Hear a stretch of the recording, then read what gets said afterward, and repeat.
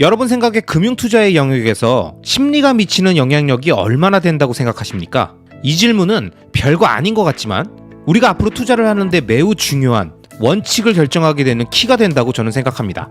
제가 좋아하는 유럽의 워렌 버핏으로 불리는 앙드레 코스톨라니께서는 그에 져서 투자는 심리게임이다에서 증권시장은 90%가 심리학으로 이루어졌다고 얘기하셨습니다. 50%도 아니고 70%도 아니고 90%가 심리학이라면 투자에서 가장 중요한 건 거시경제도 자산 자체의 펀더멘탈도 아닌 그 자산에 투자하는 사람들의 심리 아니겠습니까? 이게 정말일까요? 아마 여기까지 듣고 이런 말씀을 하시는 분들이 많으실 겁니다. 아니, 그래. 심리가 중요하다는 거 인정. 근데 뭐? 90%? 투자가 무슨 눈치 게임이냐? 나도 투자할 때 심리가 엄청 중요하다는 건 인정해. 근데 결국 오르는 이유가 심리라고 해버리면 너무 허망하지 않아? 아마 이런 생각들이 1차적으로 드실 겁니다. 그리고 저도 이런 의견에 충분히 동의합니다. 그런데 솔직히 우리가 따지고 보면 대부분의 사람들이 공포 뉴스에 팔고 펌핑 뉴스에 사고 떨어지면 왜 떨어졌는지 모르니까 그럴싸하게 설명해주는 뉴스 보고 오르면 왜 올랐는지 설명해주는 거 듣고 그런가 보다 하니까 이런 환경 안에서 투자를 한다고 하면 무언가에 관심이 가고 매수를 하고 좋아라 하다가 또 갑자기 어느 순간 아닌 것 같다는 생각이 들면서 당장이라도 팔아버리고 싶은 마음이 드는 걸 보면 90%가 심리라는 말이 또 맞는 것 같다는 생각도 들죠. 앙드레 코스톨라니께서는 이 책에서 다양한 사례들을 들어서 우리가 투자의 흐름을 바꾼다고 생각하는 원유 가격, 달러 환율 변동 같은 거시경제와 금융사건이 터졌을 때 이것을 접한 대중과 시장의 반응이 긍정적일지 부정적일지 때론 전혀 예측할 수가 없다고 설명합니다. 그러면서 증권시장은 호재 뉴스에 울기도 하고 악재 뉴스에 웃기도 하는 술주정뱅이처럼 행동한다고 표현했는데 전 이 표현이 너무 딱 맞다고 생각합니다. 여러분, 이런 경험 엄청 보셨잖아요. 분명 호재 뉴스가 터졌는데 시장에 반응이 없고 오히려 빠지면 뉴스에서 뭐라고 합니까? 호재는 이미 뉴스에 선반영되었습니다. 이번에도 역시 뉴스의 팔아라가 진리였습니다. 이런 얘기들을 하죠. 그럼 분명히 악재인데 오히려 가격이 오를 땐 뭐라고 하나요? 이미 공개된 악재는 더 이상 악재가 아닙니다. 오히려 경기가 최악이라는 신호가 나왔다는 점에서 호재입니다. 이렇게 얘기하죠. 그런데 여러분, 위의 경우들이 반대로 연출되었잖아요. 그러니까 호재에 오르고 악재에 내렸으면 그에 맞춰 기사를 훨씬 더 그럴듯하게 쓰지 않았겠습니까? 반대로 움직여도 이 정도를 쓰는데요. 앙드레 코스톨라니 온께서는 이에 대해 이렇게 언급했습니다. 설명은 언제나 나중에 따라온다. 증권시장 또는 외환시장의 시세는 오르락내리락 하면서 움직인다. 그런 뒤에 수많은 참여자, 즉 투자자, 투자 자문가, 그리고 분석가들은 서로 정반대의 주장들로 왜 그렇게 되어야만 했는가에 대해서 아주 그럴듯한 설명을 내놓는다. 시세가 먼저 뉴스를 만든다. 그리고 나서 뉴스가 퍼진다. 뉴스가 시세의 움직임을 만드는 게 아니다. 여러분, 이 얘기는 무슨 의미인가요? 뉴스가 시세의 움직임을 만드는 게 아니다? 금리가 오른다. 금리가 내린다. 전쟁이 일어났다. 전쟁이 끝났다. 물가가 오른다. 물가가 내린다. 경기 침체를 피했다. 경기 침체가 확정됐다. 제가 나열한 이런 사건들 자체가 시세를 움직이는 게 아니라 이 사건을 바라보는 시장 참여자의 심리, 이 심리가 시세를 만들고 이 시세의 변화를 뉴스는 마치 그 사건이 그런 시세를 만든 인과관계인 것처럼 설명한다는 겁니다. 그러니까 이번 미국 은행들의 파산과 같이 아무리 큰 악재로 보이는 사건이 나와도 시장의 반응이 덤덤하고 오히려 호재로 보면 뉴스는 이런 시장의 반응에 맞춰 그냥 현상을 설명해 줄 뿐이라는 거죠. 그래서 저는 구독자님들께 꼭 권하고 싶습니다. 여러분, 뉴스를 보실 때 그 뉴스에서 설명하는 내용은 대부분 정확한 원인을 모르는 시장 참여자들의 복합적 심리 현상에 그럴듯하게 설명할 수 있는 시나리오를 언론이 갖다 붙인 거라는 것을 꼭 기억하시고요. 이 기사를 보는 사람들은 어떤 생각을 하게 될까? 라는 사고까지 꼭 가셔서 뉴스가 만들어내는 대중심리의 선동 효과까지 생각하시면 뉴스를 효과적으로 활용하실 수 있으실 겁니다. 그런데 제가 이런 설명을 드리면 잘 듣고 계시다가 이런 의문이 들지 않으세요? 아니, 그래. 네 말이 무슨 말인지 알겠고 일정 부분 동의하는데 그럼 투자의 90%가 심리 게임이면 어떻게 투자하라는 거야? 장기적 우상향 구조의 자산에 투자하라며, 시간을 리스크로 녹이라며, 그래놓고 모든 게 심리다? 좀 헷갈리는데? 여러분, 이런 생각 살짝 드시죠? 근데 이 스스로의 질문들에 사실 답이 있습니다. 투자의 세계에서 지금도 끊임없이 일어나고 쏟아지는 사건들, 그리고 그 사건을 접하는 수많은 시장 참여자들의 심리가 어떤 방향으로 움직일지 우리가 대부분 예측할 수 없다고 하면 그걸 예측해야 돈을 버는 행위를 해야겠습니까? 그 시장 심리를 그럴듯하게 설명해주는 뉴스에 반응해야 되겠냐고요. 그런 쏟아지는 단기 시황과 뉴스들은 다 공해고 그런 공해를 만들어내는 시장 참여자들의 단기적 심리, 즉 오늘은 좋았다가 갑자기 싫어졌고 괜찮아 보이다가 상황이 좀 여의치 않으니까 싫어지는 이런 갈대처럼 흔들리는 단기적 시장 심리는 우리 같은 장기 투자자들은 최대한 멀리하고 시장 심리 중에서도 장기적으로 변하는 참여자들의 심리가 있지 않겠습니까? 어떤 자산을 대하는 시장 참여자들의 지속적인 인식의 변화, 원래 안 좋게 봤었는데 원래 좋은 건지 몰랐었는데 처음엔 그 투자의 가치를 몰랐는데 1년, 2년, 5년, 10년 점점 시간이 지나면서 그 가치를 알아보는 사람들, 그곳에 참여하는 사람들의 수가 증가하는 현상, 즉 시장 참여자들의 장기적 추세의 심리 변화가 긍정적인 방향으로 나타나고 있는 대상이 있다면 그런 심리의 변화를 알아채고 그 방향성에 자신의 자산을 태우는 것이 바로 장기적 우상향 구조의 자산에 장기 투자해야 한다고 말씀드린 개념과 같은 겁니다. 장기적 우상향 구조라고 얘기할 때 그 구조라는 게 뭘 의미할까요? 기업의 사업 구조와 경제적 해자의 유무? 비트코인의 원리와 메커니즘? 부동산의 입지와 땅의 사용 가치 등 각 자산별로 이미 기본 속성으로 확보되었거나 장기적으로 보완될 플랜이 확정되어 있는 것들만 있다고 그 자산의 가격이 오르는 건 아니죠. 예를 들어 아무리 경기에서 운동을 잘해도, 회사에서 아무리 일을 잘해도, 끊임없이 고퀄의 영상을 유튜브에서 계속 만들어도, 내가 만든 스타트업에서 만드는 제품과 서비스가 아무리 좋아도 세상 사람들이 모르면 아무런 변화가 없는 것처럼 보일 거예요. 그리고 실제로 정체된 상태가 유지되기도 합니다. 그런데 조금씩 사람들이 알아봐 준다면, 원래는 좋은지 나만 알고 있었는데 점점 사람들이 눈치채고 언급하고 관심 갖기 시작하면, 즉 시장 참여자들이나 사용자들이 그 제품과 서비스, 재화의 가치를 서서히 알아채가는 모습이 나타난다면, 그런 장기적 추세의 심리 변화를 우리가 읽을 수 있다면 우리는 그걸 앞서 언급했던 각 자산의 기본 속성과 함께 장기적 우상향을 판단하는 구조에 포함할 수 있고, 저는 이 심리의 장기 추세가 90%인지까지는 모르겠지만 투자에서 50% 이상 매우 중요한 요소라고 생각합니다. 그래서 제가 장기적 우상향 구조의 자산을 찾아 장기 투자를 하겠다고 결심했을 때 테슬라나 비트코인을 바라보는 관점에서 가장 중요하게 본 것이, 테슬람들은 왜 테슬라에 열광하는가? 비트코이너들은 왜 비트코인에 열광하는가? 왜 이 커뮤니티는 점점 확장되는 거지? 이 심리 현상에 관심을 갖게 되면서 이 대상에 대해서는 깊게 공부할 필요가 있겠다고 생각하게 됐고, 그렇게 생긴 관심 때문에 공부를 하면서 테슬라와 비트코인의 속성과 펀더멘탈, 경제적 해자 등의 특장점을 파악해 나갈 수 있었던 겁니다. 부동산도 마찬가지였어요. 가격이 엄청 비싼데 왜 살까? 아니 그냥 빌려 쓰면 되는 거 아닌가? 그 돈으로 주식 투자해서 비트코인 투자해서 벌고 집은 그냥 월세로 주거비용 적게 하고 살면 되는 거 아니야? 저도 이런 비슷한 생각들을 했었고, 아마 영상을 시청하고 계시는 분들도 비슷한 생각들을 하고 계신 분들도 계실 텐데요. 근데 이것도 주식이나 비트코인처럼 동일한 관점에서 생각해 보시면 됩니다. 왜 사람들은 부동산에 열광할까? 부동산이 뭐라고 부부싸움도 하고 우울증에 걸릴까? 이게 뭐라고 계속 사회적인 문제를 만들고 정부는 어떻게 해서든지 이 문제를 해결하려고 할까? 이걸 깊게 이해하지 않고 언론에서, 뉴스에서 나오는 기사만 보면서 그 내용 그대로 받아들이시고 그게 사실이라고 생각하고 계시다면, 제가 이번 영상에서 언급한 내용들을 다시 한번 들어보시면서 내가 부동산 시장 참여자들과 시장의 심리를 정확하게 이해하고 있는 게 맞는지 스스로 생각해 보시기 바랍니다.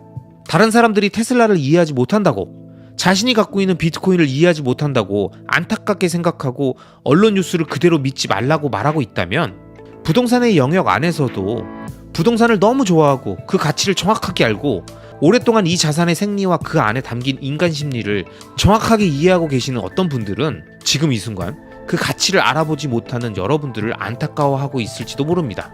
그래서 제가 부동산, 미국 주식, 코인에 모두 투자하는 토탈 인베스팅을 해야 한다고 강조하면서 비트코인, 테슬라, 서울부동산에 투자하는 BTS 투자를 진행하고 있는 겁니다. 여러분, 투자의 세계에 정답은 없습니다. 각자의 재정 상태나 규모, 연령, 직업, 환경에 따라서 다양한 투자 방법과 전략이 존재할 수 있죠. 다만 저는 제가 하는 이 토탈 인베스팅의 방식이 직장인으로 살아가며 경제적 자립을 목표로 하는 장기 투자자에게 적합하다고 판단해서 2030년까지 이 투자의 대장정을 유튜브에 기록하는 것이니까요. 이 영상을 시청하시는 모든 분들도 자신의 기준에 맞는 투자를 진행하시면서 각 자산에 대한 편견 없이 관심을 갖고 공부해 가시고, 만약 시장의 장기적 심리 변화가 나타난 자산들에 대해서는 절대 흘려보내지 마시고 관심을 갖고 깊이 공부해 보시기를 바랍니다. 투자를 하다 보면 가끔 자신이 잘못 판단했었다는 걸 깨닫는 순간이 있습니다. 예전엔 미처 몰랐는데 시간이 조금 지나고 나서 보니까 가격에 반응해서 완전 잡코인을 샀었다는 걸 알게 되는 순간이 있죠. 여러분도 이런 경험 있지 않으세요? 저 역시 지금까지 약 15년을 투자해 오면서 왜 이런 경험이 없었겠습니까? 처음 주식 투자를 했을 때, 처음 코인 투자를 했을 때는 물론이고 완벽하게 투자의 철학이 정립되지 않았을 때나 다 알면서도 광기에 취해서 가격에 반응했던 경험이 주기적으로 반복됩니다. 그리고 이 과정에서 훌륭한 투자자는 이런 경험을 통해 같은 실수를 반복하지 않을 뿐입니다. 하지만 대부분의 투자자들은 자신의 투자가 잘못되었다는 걸 알고 나서도 이런 얘기를 하면서 망설이는 분들이 많습니다. 아, 그래. 내가 그땐 진짜 아무것도 몰라서 그랬어. 근데 지금 이렇게 많이 빠졌는데 이걸 팔아? 좀 올라올 때까지 기다리는 게 낫지 않을까? 아무리 그래도 절반 정도는 반등하지 않을까? 지금 팔면 저점에 그냥 쫄아서 던지는 거잖아. 공포에 매도하지 말라며. 장기 투자라며. 여러분은 혹시 이런 생각해 본 적 있습니까? 없으시죠? 아님 주변에서 이런 얘기 하시는 분들은 보신 적 있나요? 자기 주변에 장기 투자에 대한 강한 신념과 테슬라나 비트코인에 대한 믿음이 확실한 분만 계시다면 아마 이런 모습을 못 보셨을 수도 있겠지만, 회사에서 직원들끼리 이런저런 얘기를 하다 보면 의외로 이런 발상을 하시는 분들이 많습니다. 그리고 투자 대상이 비트코인이나 테슬라가 아니더라도 비슷한 발상을 하는 케이스들은 많죠. 그래서 위대한 월가의 영웅 피터 린치께서도 꽃을 꺾고 잡초에 물을 주지 말라고 하셨죠. 자신의 화단을 열심히 가꾸는 사람이라면 화단에 난 잡초를 얼른 뽑아서 퍼지지 않게 하고 꽃에는 계속 물을 줘서 더 풍성하게 키울 생각을 해야 되지 않겠습니까? 그런데 갑자기 어쩜 미친 사람이 나타나서 화단의 꽃을 더 빨리 풍성하게 만드는 방법이 있다고 하면서 어느 정도 자란 꽃을 잠시 꺾어놓고 잡초에다가 물을 잔뜩 주면 잡초가 엄청나게 빨리 자랄 테니까 그때 꺾어서 꽃으로 바꾸면 훨씬 더 많은 꽃을 얻을 수 있다고 한다면, 여러분은 이 미친 얘기를 듣고 계시겠습니까? 아니죠? 이런 궤변은 듣고 있는 게 아니죠. 식사 시간에 실수로 음식물 쓰레기를 밥그릇에 담아왔는데 정신 차리고 봤더니 쓰레기라는 걸 알았다면, 이왕 담아왔으니까 이것까진 먹고 다음부터는 안 먹겠다고 하는 사람이 있습니까? 그래도 밥그릇에 담아온 시간이 있는데 바로 버리는 건 아니지 않냐라고 할 사람이 있나요? 없죠?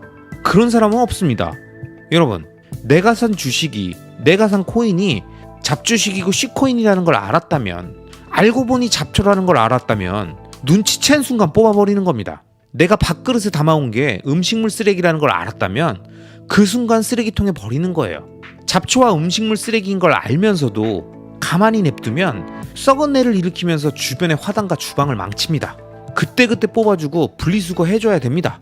그런데도 제가 든 예시가 다 맞다고 하면서 결국 또 이런 얘기를 하신단 말이죠. 아, 근데 지금 팔면 원금 복구 못할 것 같은데? 이거 팔자마자 떡상할 수도 있잖아. 이런 생각들이 자꾸 본인의 판단을 흐리게 하고, 자꾸 잡초를 방치하고 음식물 쓰레기를 안 버리고 자꾸 냉장고에 집어넣어서 얼린단 말이죠. 이게 뭐 하는 짓입니까?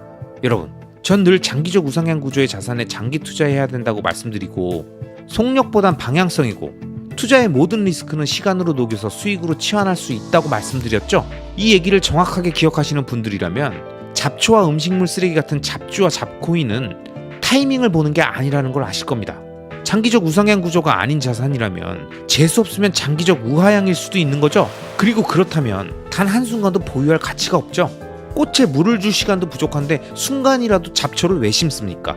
알트코인도 마찬가지입니다. 아직도 알트코인 중 몇 가지는 의미 있다고 말하거나 미래의 일은 아무도 모른다고 말하면서 떡상을 기대하고 물린 알트를 들고 있다면 그건 아무런 의미가 없는 행동을 하고 있는 겁니다. 알트코인은 비트코인 반감기 이후에 비트코인보다 더 많이 오른다고요? 그걸 누가 확신할 수 있을까요? 코인에 대한 이해도가 낮은 사람들이 점점 이 시장에 대한 구조와 비트코인에 대해 이해하고 알트코인이 가치 없다는 걸 깨닫고 있는데, 자신이 물린 알트는 탈출할 기회를 준다는 믿음은 도대체 어디서 나온 걸까요? 제가 오랫동안 투자를 하면서 발달된 기계적 스킬은 내가 산 그게 잡초였다는 걸, 음쓰였다는 걸 아는 순간 그 즉시 팔아버린다는 겁니다. 인지한 순간 바로 팝니다. 손절 금액, 마이너스 퍼센트, 반등 타이밍, 매도 시점 이런 거 다 무시하고 인지한 순간 바로 파는 것. 그리고 바로 장기적 우상향 자산으로 바꾸는 것, 그게 지나고 나서 보면 가장 현명한 행동이었다는 걸 깨닫게 됩니다. 물론 저도 예전엔 잡초에 대한 희망을 걸고 갖고 있었던 적도 있었죠. 그런데 그런 행위를 하면 뭐가 문제인지 아십니까? 내 중요한 시간에 화단에 있는 소중한 장기적 우상향 자산들인 꽃들에 대해 공부하고 매수할 시간을 나눠서 잡초를 언제 뽑아야 될지에 대해서 계속 체크하면서 신경 쓰고 있어야 된다는 겁니다. 근데 시간이 지나고 나서 보니까 이런 놈들은 장기적 우하향이 대부분이라는 거죠. 그러니까 매도 타이밍을 논하기 전에 최대한 빨리 팔고 뽑아버리는 게 답이었다는 거죠. 구조적으로 망가진 무언가에 매달려서 자신의 소중한 시간과 에너지를 낭비하지 말고, 괜히 들고 있으면서 계좌 볼 때마다 스트레스 받고 짜증내지 말고, 자신의 실수를 인지한 순간 가장 빨리 잘못된 상황을 바로잡아 정상으로 만드는 게, 비록 그 순간은 한참 돌아가고 스마트해 보이지 않고 무식한 출구 전략처럼 보이더라도 문제를 해결하는 가장 확실하고 정확한 방법이라는 점을 이 영상을 통해 꼭 설명드리고 싶습니다.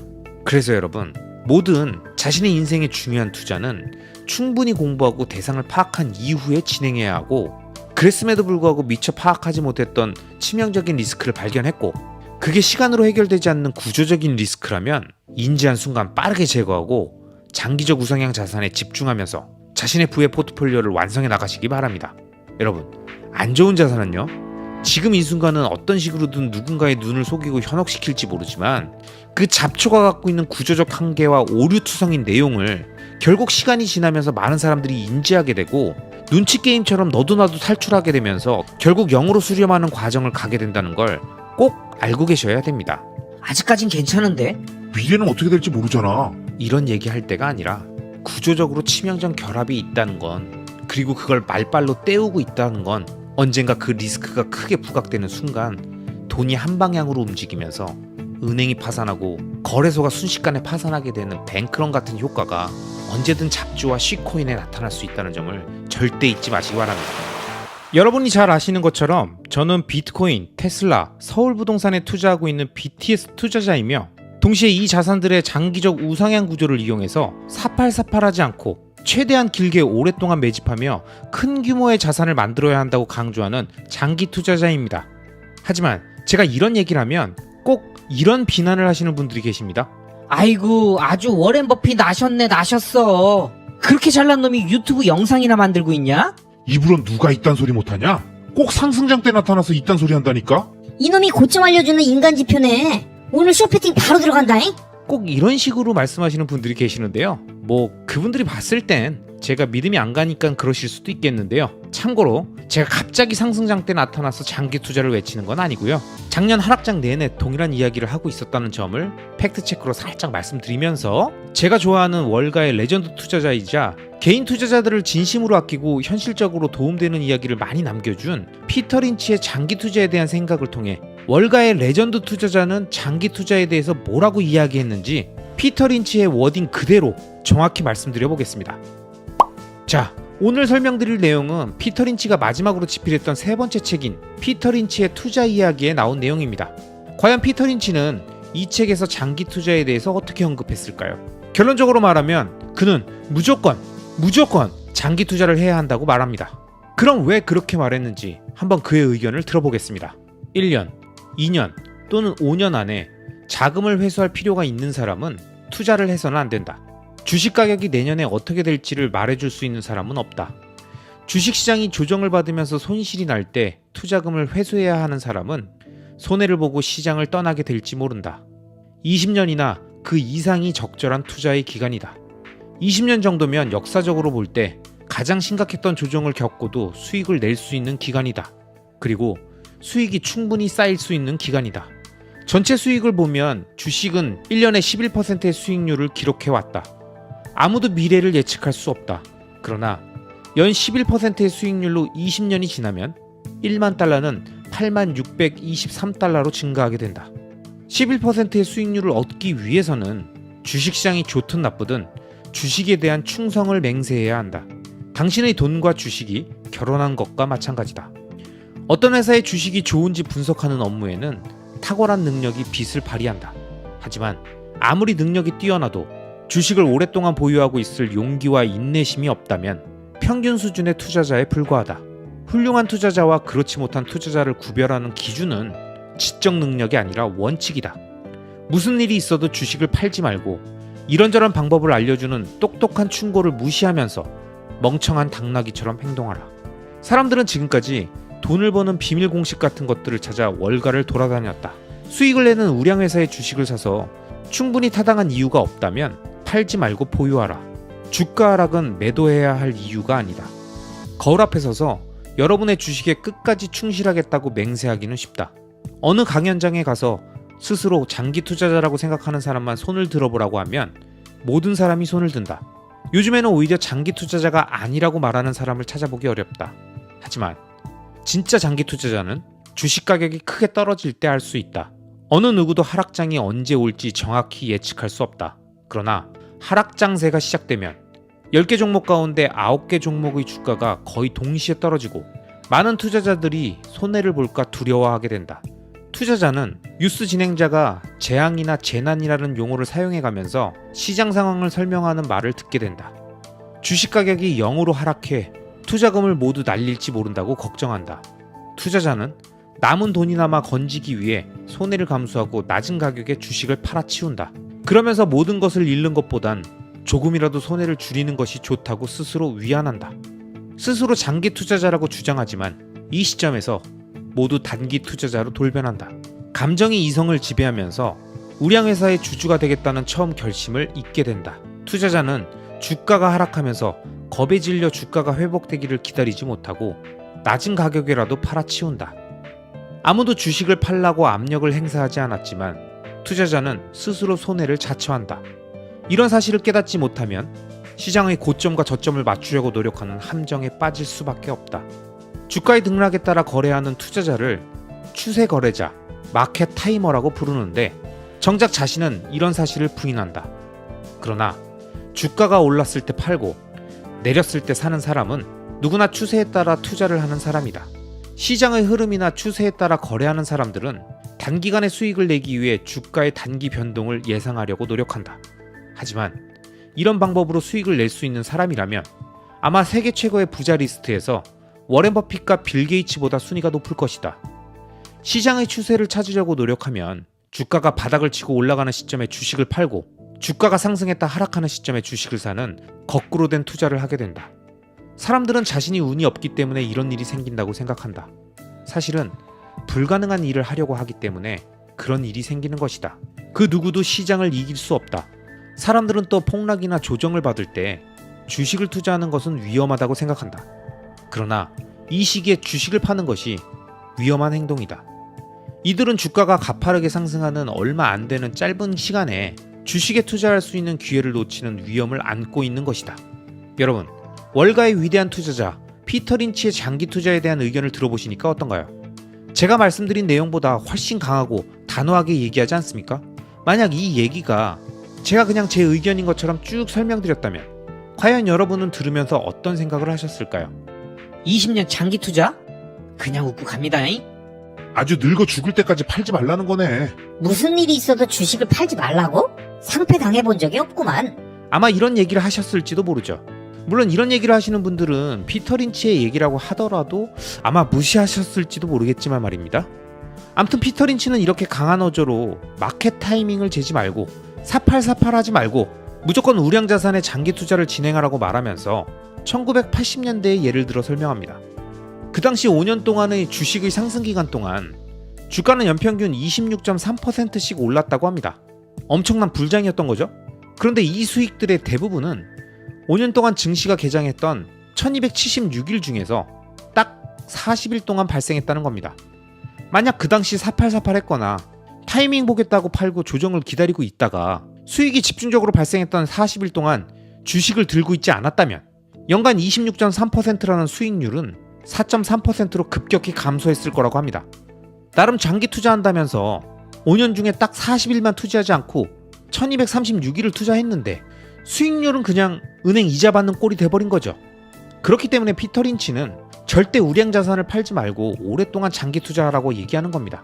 월가의 위대한 투자자인 피터 린치가 이렇게 친절하게 자기한테 돈 되는 것 하나 없이 아주 솔직하게 아무리 말해줘도 익절은 언제나 옳고 고점에 팔고 저점에 사면 되고 많이 오른 종목 팔고 덜 오른 종목 사면 된다면서 계속 마켓 타이머 같은 행동만 하고 있다면 그건 본인이 월가의 레전드로 기록된 피터 린치보다 훨씬 더 투자를 잘한다는 확신이 있는 거겠죠? 하지만 저는 그렇지 않기 때문에 그냥 평범한 투자자이기 때문에 오늘도 피터 린치를 비롯한 위대한 투자자들의 장기 투자에 대한 가르침을 따르면서 마음 편하게 계속 보유하고 있습니다. 오늘 영상은 최대한 제 의견을 빼고 피터 린치의 워딩을 정확히 전달해 드리고자 했습니다. 그럼 적어도 권위에 의존하는 분들도 조금 더 장기 투자에 대한 마음을 여시지 않을까 싶었는데요. 앞으로도 위대한 투자자들의 피와 살이 되는 이야기들을 간간히 영상을 통해서 들려드리면서 우리의 위대한 2030년을 위한 장기 투자의 대장정을 계속 이어가 보도록 하겠습니다. 여러분은 인생을 살아갈 때 가장 중요한 게 뭐라고 생각하십니까? 운빨, 똑똑한 머리, 강인한 체력, 주변에 좋은 사람들이 많은 대인관계, 네트워크, 이 외에도 다양한 요인들을 언급하시겠지만 저는 이 모든 중요한 요인들에 앞서서 가장 중요한 건 마인드라고 생각합니다.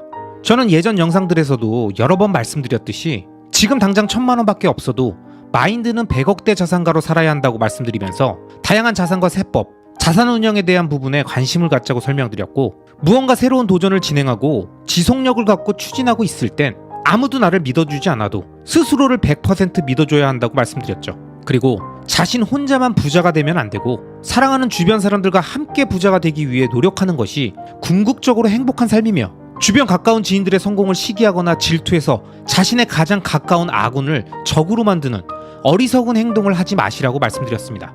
제가 지금 쭉 짧게 말씀드렸던 내용들은 제 과거 영상들, 그러니까 찐 구독자님들이 붙여주셨던 표현인 일명 오리지널 영상들에서 설명드렸던 것들입니다. 제가 이 오리지널 영상들의 내용을 다시 언급드리는 이유는 영상 초반에 설명드렸던 것처럼 저는 우리가 인생을 살아갈 때 가장 중요하게 생각하는 게 바로 세상을 바라보는 관점과 자세, 즉 마인드라고 생각하기 때문입니다. 누군가는 여기까지 얘기 들으시고 또 뻔한 이야기를 하는구나 라고 말씀하실 수도 있겠지만 저는 이게 진심으로 이 세상을 살아가고 행복을 꿈꾸고 도전하는 모든 사람들에게 그 어떤 자산과 돈과 부보다도 가장 중요한 가치라고 생각하고 있습니다. 제가 좋아하는 김승호 회장님은 그의 책 사장학개론에서 작은 부자는 몸에서 나오고 큰 부자는 생각에서 나오며 몸으로 버는 돈은 한계가 있지만 생각으로 버는 돈은 무한하다고 말씀하셨습니다. 물론 대부분의 우리들은 모두 열심히 살고 있습니다. 매 순간 최선을 다합니다. 그리고 그렇게 얻은 소중한 결과물들을 잘 지키고 불리는 과정을 통해서 경제적 자립의 단계로 넘어가길 꿈꿉니다. 저는 이 꾸준함과 지속력이 엄청나게 중요한 기본기이며 이게 없이는 절대 성공할 수 없다고 생각합니다. 뭐든 이게 첫 번째고 핵심이고 기본입니다. 그러나 만약 여러분이 각자 목표로 한 큰 꿈을 향해 도전하시는 과정이라면 그냥 몸으로 열심히 하는 것만으로는 부족할 수 있습니다. 왜냐?